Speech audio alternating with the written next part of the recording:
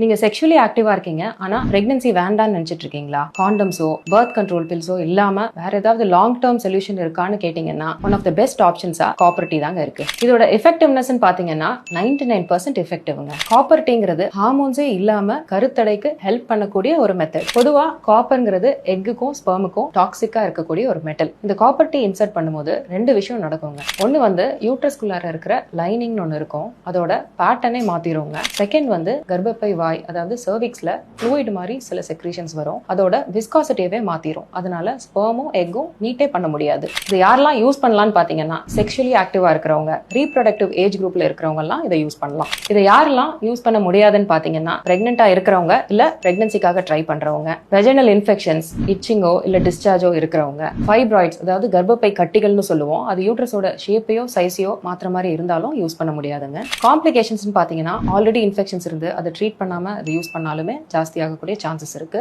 Second எக்ஸ்பெல்ஷன் தானாவே வெளியே வந்துரும். நம்பர் தேர்ட் ரேர் பாசிபிலிட்டியா பெர்ஃபரேட் ஆகக்கூடிய சான்சஸுமே இருக்கு. பெனிஃபிட்ஸ் பாத்தீங்கன்னா எப்ப வேணாலும் இதை ரிமூவ் பண்ணிட்டு நீங்க ஈஸியா பிரெக்னன்சி பிளான் பண்ணிக்கலாம். அன்வான்டட் பிரெக்னன்சிஸை அவாய்ட் பண்ண முடியும். எமர்ஜென்சி கான்ட்ரசெப்ஷனா கூட இதை யூஸ் பண்ணலாம். ஒரு அன்ப்ரொடெக்டட் செக்ஷுவல் இன்டர்கோர்ஸ்க்கு அப்புறமா வித்தின் 5 டேஸ்க்குள்ள இதை போட்டுட்டீங்கன்னா அன்வான்டட் பிரெக்னன்சிஸையுமே அவாய்ட் பண்ண முடியும். காண்டம்ஸ், கான்ட்ரசெப்டிவ் பில்ஸ் மாதிரி இதை நீங்களே எடுத்துக்க முடியாதுங்க. ஒரு கைனகாலஜிஸ்ட்டை கன்சல்ட் பண்ணி அவங்களோட கைடன்ஸ்ல தான் இதை எடுத்துக்க முடியும்.